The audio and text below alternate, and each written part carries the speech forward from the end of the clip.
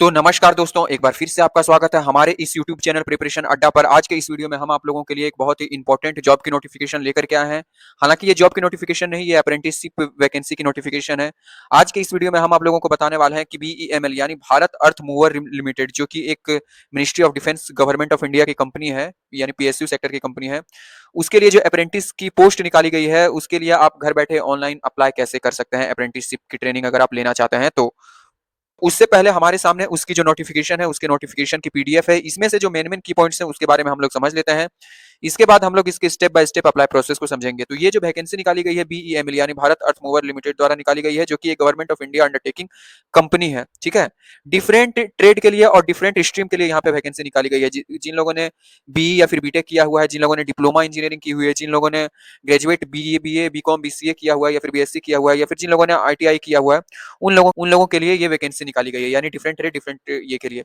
Karnataka location Bangalore complex. ठीक है, इसके बाद मैसूर कॉम्प्लेक्स है, यहाँ पे देख सकते हैं। मैसूर कॉम्प्लेक्स में भी सेम डिसिप्लिन और सेम पोस्ट के लिए केजीएफ कॉम्प्लेक्स यहाँ पे आप देख सकते हैं। ठीक है, इसके बाद पलक्कड़ कॉम्प्लेक्स आप यहाँ पे देख सकते हैं। तो जिस भी कॉम्प्लेक्स के लिए आप अप्लाई करना चाहते हैं आप कर सकते हैं।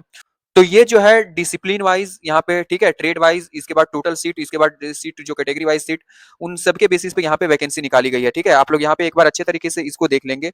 आप जिस भी ट्रेड के लिए फिल करना चाहते हैं, जैसे आप आईटीआई के लिए फिल करना चाहते हैं, ठीक है, तो आप mechanic, diesel fitter, machinist, tool die machine, carpenter, turner, welder, इन सब के लिए आप फिल कर सकते हैं। अगर आप बी बीटेक से हैं तो electrical, electronics and communication, civil, computer science, mechanical, automobile से आप फिल कर सकते हैं। अगर डिग्री एनी स्ट्रीम अप्रेंटिस हैं तो आप BBA BCom BCA BSc IT वाले हैं तो आप इसके लिए फिल कर सकते हैं। ठीक है, ट्रेड अप्रेंटिस के लिए अगर आप हैं तो यहाँ पे आप देख सकते हैं। और जितने भी कॉम्प्लेक्स है सभी कॉम्प्लेक्स के नाम, यानी total 4 complex, Bangalore complex, Mysore, Palakkad, KGF complex. ठीक है, अब सभी के लिए जो एजुकेशनल क्वालिफिकेशन है यहाँ पे दे दी गई है। जैसे अगर आप ग्रेजुएट के लिए फिल करना चाहते हैं, टेक्निकल यानी बी बीटेक के लिए आप फिल करना चाहते हैं तो mechanical, electrical, electronic, civil, computer science, electronic communication, automobile, information science, ENT, AI and ML, aeronautical, इन इसमें से किसी भी ट्रेड में अगर आपका बी या बीटेक है तो आप अप्लाई कर सकते हैं। इसकी जो मंथली स्टाइपेंड है 12,300 रहने वाली है। अगर आप प्लेन ग्रेजुएट यानी जनरल ग्रेजुएट से हैं, BSc BCom BCA BBA HR से हैं तो 12,300 आपकी स्टाइपेंड। डिप्लोमा वालों के लिए यहाँ पे आप देख सकते हैं सारी डिसिप्लिन दे दी गई है। यहाँ पे 10,900 उसकी जो है स्टाइपेंड है। आईटीआई वालों के लिए 9,600 से लेकर के 10,500 जो भी आपका ट्रेड है उसके बेसिस पर। ठीक है, यहाँ पे एलिजिबिलिटी क्राइटेरिया देख लीजिए। कहा जा रहा है कि जिस दिन लास्ट एप्लीकेशन डेट है, यानी जिस डेट को लास्ट एप्लीकेशन डेट होगी इसकी एप्लीकेशन की, उससे 3 साल पहले तक जिन लोगों का भी मतलब कंप्लीट हुआ है एजुकेशनल क्वालिफिकेशन, सिर्फ वही लोग अप्लाई कर सकते हैं। यानी 2026 में मान के चलिए इसकी ऑनलाइन एप्लीकेशन जो है मतलब 9 सितंबर तक शायद चलने वाली है। तो 9 सितंबर से 3 साल बैक जाइए, उसके बीच में अगर आपने मतलब इंजीनियरिंग की या फिर ग्रेजुएशन की या फिर डिप्लोमा की, आईटीआई की डिग्री ली है तो ही आप इसके लिए अप्लाई कर सकते हैं। ठीक है, जो लोग रिजल्ट का वेट कर रहे हैं वो लोग इसके लिए अप्लाई नहीं कर सकते हैं। 17 साल से जिनकी कम उम्र है वो अप्लाई नहीं कर सकते हैं।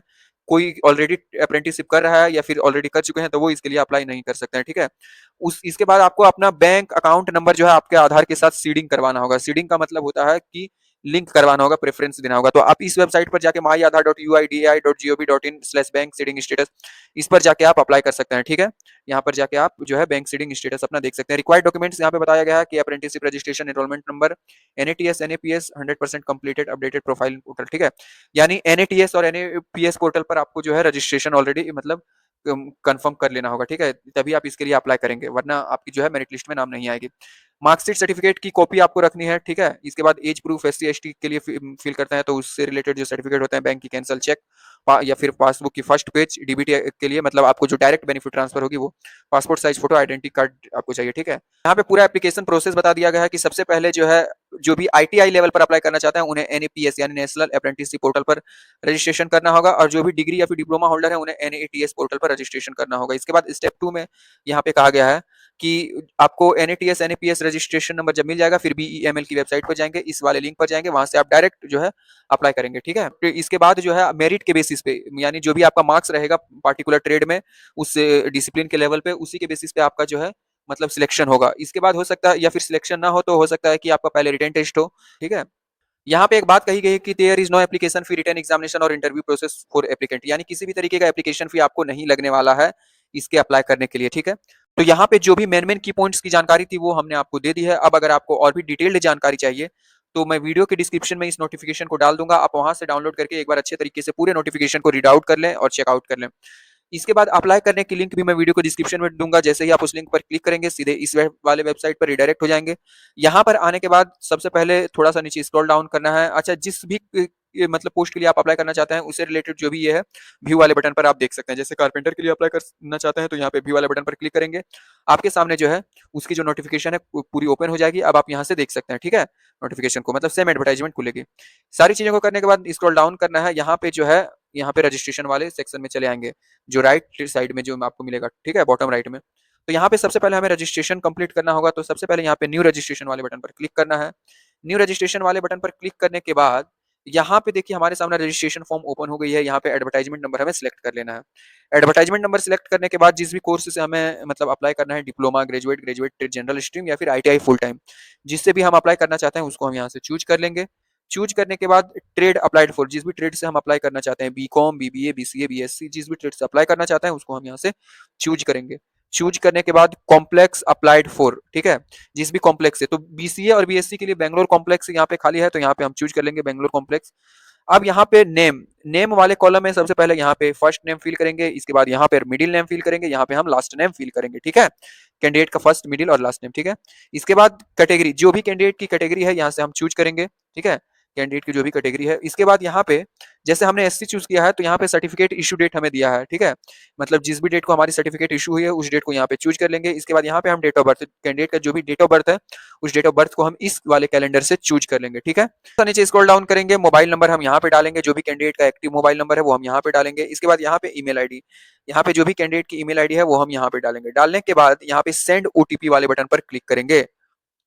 तो सेंड ओटीपी वाले बटन पर जैसे ही क्लिक करेंगे हमारे मोबाइल नंबर पर हमें एक ओटीपी रिसीव हो जाएगी। उस ओटीपी को यहाँ पे फिल करना है, ठीक है। फिल करने के बाद यहाँ पे डिजायर्ड पासवर्ड कहा गया है, तो जो भी पासवर्ड है डिजायर्ड पासवर्ड यहाँ पे है, मतलब हम अल्फा न्यूमेरिक पासवर्ड हम यहाँ पे क्रिएट कर लेंगे। अच्छा, पासवर्ड की जो कॉम्बिनेशन है मिनिमम 8 कैरेक्टर होनी चाहिए पासवर्ड और मैक्सिमम 20 कैरेक्टर, यानी 8 कैरेक्टर कम से कम होनी चाहिए पासवर्ड में और ज्यादा से ज्यादा 20 कैरेक्टर, 8 से 20 कैरेक्टर के बीच। तो यहाँ पे अल्फा न्यूमेरिक एक पासवर्ड क्रिएट कर लेंगे और उसी पासवर्ड को दोबारा से यहाँ फिल करके कंफर्म कर लेंगे। इसके बाद ये जो वेरिफिकेशन यानी ये जो कैप्चा नजर आ रहा है इस कैप्चा को यहाँ पे फिल करेंगे और फिर रजिस्टर वाले बटन पर क्लिक करना है। रजिस्टर वाले बटन पर क्लिक करने के बाद हमारी रजिस्ट्रेशन प्रोसेस जो है वो सक्सेसफुली कंप्लीट हो जाएगी। यहाँ पे हमें रजिस्ट्रेशन सक्सेसफुल का मैसेज आ जाएगा और यहाँ पे एक मैसेज आ जाएगा कि स्टेप 1 हमें सक्सेसफुली कंप्लीट कर ली है। हमारा रजिस्ट्रेशन नंबर यहाँ पे दिख जाता है। इस रजिस्ट्रेशन नंबर की हम एक फोटो क्लिक कर लेंगे क्योंकि हमारे ईमेल आईडी और मोबाइल नंबर पर हमें रजिस्ट्रेशन नंबर सेंड नहीं की जाने वाली है और जिस पोस्ट के लिए हमने अप्लाई किया है उस पोस्ट को यहाँ पे हमें नजर आ जाएगा, ठीक है। तो इसको रजिस्ट्रेशन नंबर को हम यहाँ पे फोटो क्लिक कर लेंगे। इसके बाद गो टू लॉगिन वाले बटन पर क्लिक करेंगे। इसके बाद जो है दोबारा से यहीं पर आना है। अब हमने रजिस्ट्रेशन सक्सेसफुली कंप्लीट कर लिया है। यहाँ पे जो रजिस्ट्रेशन नंबर हमारे सामने था, मतलब जो जिसकी फोटो हमने क्लिक की थी उस रजिस्ट्रेशन नंबर को यहाँ पे डालना है और जो पासवर्ड हमने क्रिएट किया था उस पासवर्ड को हमें यहाँ पे डालना है। डालने के बाद ये जो कैप्चा नजर आ रहा है इस कैप्चा को फिल करना है, फिर लॉगिन वाले बटन पर क्लिक करके लॉगिन करना है। लॉगिन वाले बटन पर क्लिक करने के साथ ही हम अपने अकाउंट में लॉगिन हो जाएंगे। हमारी डिटेल्स यहाँ पे नजर आ जाएगी, एप्लीकेंट का नाम, रजिस्ट्रेशन नंबर जिस भी ट्रेड के लिए अप्लाई किया है और यहाँ पे एडवर्टाइजमेंट नंबर नजर आ जाएगी। अब यहाँ पे फिल एप्लीकेशन फॉर्म, तो यहाँ पे गो टू फॉर्म वाले बटन पर हमें क्लिक करना है। तो फिल एप्लीकेशन फॉर्म वाले बटन पर जैसे ही क्लिक करते हैं हम अब यहाँ पे एप्लीकेंट डिटेल्स वाले सेक्शन में चले आए हैं। तो यहाँ जो रजिस्ट्रेशन के टाइम हमने जानकारी फिल की थी वो सारी जानकारी हमें यहाँ पे नजर आ जाती है और यहाँ पे कहा गया है कि जो भी एस्टेरिक मार्क्स से है मतलब उसको हमें फिल करना है, यानी जहां जहां पर भी एस्टेरिक मार्क्स है वो हमें फिल करना है। अब यहाँ पे पूछा जा रहा है कि in case of working in government quasi government organisation PSU whether applied through proper channel, यानी अगर हम अर्ध गवर्नमेंट यानी सेमी गवर्नमेंट गवर्नमेंट ऑर्गेनाइजेशन में पीएसयू में काम करते हैं तो हम प्रॉपर चैनल के थ्रू अप्लाई कर रहे हैं। अगर कर रहे हैं तो यहाँ पे यस करना है, अगर नहीं किए हुए तो यहाँ पे नो करना है और अगर हम कहीं काम ही नहीं करते हैं तो नॉट एप्लीकेबल यहाँ पे करना है, ठीक है। जेंडर यहाँ पे चूज है मेल या फिर फीमेल जो भी है चूज कर लेंगे। मैरिटल स्टेटस में यहाँ पे जो भी है सिंगल मैरिड यहाँ पे हम चूज कर लेंगे, ठीक है। इसके बाद यहाँ पे जो भी रिलीजियन है रिलीजियन को यहाँ पे चूज करनी है, ठीक है। इसके बाद यहाँ से सबकास्ट चूज करनी है, जो भी कैंडिडेट की सबकास्ट है वो चूज करनी है। नीचे स्क्रॉल डाउन करना है, फिर जो भी नेशनलिटी है नेशनलिटी यहाँ से चूज करनी है। एनुअल फैमिली इनकम लाख में, यानी जो भी मतलब एनुअल फैमिली इनकम है कैंडिडेट की वो यहाँ पे पुट करनी है लाख में, यानी मान के चलिए 4.5 लाख है तो 4.5 लाख यहाँ पे देना है। अच्छा, अगर पर्सन विद डिसेबल है पीडब्ल्यूडी कैंडिडेट है तो यस करना है, अदरवाइज यहाँ से नो चूज कर लेना है, ठीक है। अगर यस करते हैं तो यहाँ पे टाइप ऑफ डिसेबिलिटी यहाँ पे लिखना होगा, नेचर ऑफ डिसेबिलिटी लिखना होगा, परसेंटेज क्या है, सर्टिफिकेट नंबर, इशू डेट क्या है, ठीक है। यहाँ अगर नहीं है तो यहाँ पे नो वाले बटन पर सिंपली क्लिक करना है। इसके बाद प्लेस ऑफ बर्थ को यहाँ पे डालना है, जिस भी जगह पे कैंडिडेट का जन्म हुआ है, ठीक है, वो उसकी बर्थ सर्टिफिकेट में लिखी रहेगी प्लेस ऑफ बर्थ यहाँ पे डालना है, फिर सेव एंड नेक्स्ट वाले बटन पर क्लिक करना है। तो सेव एंड नेक्स्ट वाले बटन पर क्लिक करने के बाद अब हम पर्सनल डिटेल्स वाले सेक्शन में चले आए हैं। यहाँ पे जो है आइडेंटिटी प्रूफ टाइप, तो जो भी आइडेंटिटी कार्ड के रूप में हम देना चाहते हैं, मतलब at the time of document verification, वो हम यहाँ पे चूज कर सकते हैं। वोटर, आधार, पैन, ड्राइविंग लाइसेंस, जो भी है हम यहाँ से चूज करेंगे और उस आईडी प्रूफ का नंबर जो है वो यहाँ पे हम डालेंगे। ठीक है, इसके बाद फादर, हस्बैंड, गार्जियन नेम, यहाँ पे जो भी पिता का नाम है, हस्बैंड का नाम है, गार्जियन का नाम है, वो हमें यहाँ पे डालना है। इसके बाद मतलब हमारे गार्जियन या फिर फादर या फिर हस्बैंड की जो ऑक्यूपेशन है वो यहाँ पे डालनी है। ठीक है, जो भी ऑक्यूपेशन है यानी जो भी पेशा है। अब यहाँ पे जो है कम्युनिकेशन एड्रेस यानी कॉरेस्पॉन्डेंस एड्रेस, जिस भी एड्रेस पे हम करंटली रिसाइड कर रहे हैं, मतलब रह रहे हैं, वहाँ उसका एड्रेस डालना है। यहाँ पे फुल डिटेल्स डालना है, कंट्री यहाँ से डालनी है, लैंडमार्क डालना है, यहाँ पे नियरेस्ट रेलवे स्टेशन जो भी है वो यहाँ डालना है। इसके बाद स्टेट यहाँ पे लिख देनी है, जिस भी स्टेट से बिलोंग करते हैं। इसके बाद यहाँ पे सिटी लिख देनी है, सिटी लिखने के बाद यहाँ पे पिन कोड लिख देनी है। ठीक है, अच्छा, इसके बाद ये राइट साइड वाला जो कॉलम है ये परमानेंट एड्रेस के लिए है। तो अगर परमानेंट एड्रेस और कम्युनिकेशन एड्रेस दोनों सेम है तो यहाँ पे इस बटन पर चेक कर देंगे कि सेम एज कम्युनिकेशन एड्रेस, जिससे कि जो हमारा कम्युनिकेशन एड्रेस है यहाँ पे फिल हो जाएगा। अगर दोनों अलग अलग है तो इसको अनचेक रहने देंगे और यहाँ पे परमानेंट एड्रेस फिल करेंगे। फिल करने के बाद नीचे स्क्रॉल डाउन करेंगे, सेव एंड नेक्स्ट वाले बटन पर क्लिक करना है। नेक्स्ट वाले बटन पर क्लिक करने के बाद अब हम एजुकेशनल क्वालिफिकेशन वाले सेक्शन में चले आएंगे। यहाँ पे जो है सबसे पहले क्वालिफिकेशन, सबसे पहले यहाँ पे क्वालिफिकेशन हमें देनी है। ठीक है, मतलब जो भी एसेंशियल क्वालिफिकेशन है उस एसेंशियल क्वालिफिकेशन को हम डाल देंगे। ठीक है, इसके बाद जिस डिसिप्लिन से हमने किया है उस डिसिप्लिन को डाल देंगे, यानी सबसे हाईएस्ट क्वालिफिकेशन ही हमें डालनी है, क्योंकि यहाँ पे S7 ऐड करने का ऑप्शन नहीं है। तो हमने अगर BCA BBA के लिए अप्लाई किया है तो उसकी क्वालिफिकेशन का नाम यहाँ पे लिख देंगे। डिसिप्लिन जिस भी डिसिप्लिन से किया है वो लिख देंगे। कोर्स ड्यूरेशन जिस भी डेट से हमने शुरू किया वो यहाँ पे लिखेंगे। यूनिवर्सिटी का नाम, जिस भी डिवीजन से यहाँ पे पास किए हुए हैं उस डिवीजन को यहाँ पे डालेंगे और डेट ऑफ रिजल्ट हम यहाँ पे चूज कर लेंगे। ठीक है, जिस भी डेट को हमारा रिजल्ट निकला है। इसके बाद यहाँ पे हम परसेंटेज डाल देंगे, जो भी परसेंटेज है परसेंटेज को यहाँ पे फिल कर देंगे और CGPA अगर है तो CGPA को यहाँ पे फिल कर देंगे। ठीक है, अगर परसेंटेज नहीं है तो यहाँ NA लिखना है या फिर 00 कर देना है और CGPA को यहाँ पे फिल कर देना है। कोर्स ड्यूरेशन 2 यानी जब तक हमारा कोर्स चला है वो हम यहाँ पे डाल देंगे। जिस भी इंस्टीट्यूशन से किया है इंस्टीट्यूशन यहाँ पे लिखेंगे। कोर्स मोड यानी हमने डिस्टेंस मोड से किया है या फिर रेगुलर मोड से किया है वो हम यहाँ पे लिखेंगे। इसके बाद सेव एंड नेक्स्ट वाले बटन पर क्लिक करेंगे। तो सबसे पहले कैंडिडेट का जो मोबाइल नंबर है मोबाइल नंबर यहाँ पे डालना है। इसके बाद कोई अल्टरनेट मोबाइल नंबर यहाँ पे डालनी है। ठीक है, अल्टरनेट मोबाइल नंबर यहाँ पे डालनी है। इसके बाद जो भी STD कोड है वो हम यहाँ पे डाल सकते हैं, हालांकि ऑप्शनल है। लैंडलाइन नंबर अगर है तो यहाँ पे डाल सकते हैं।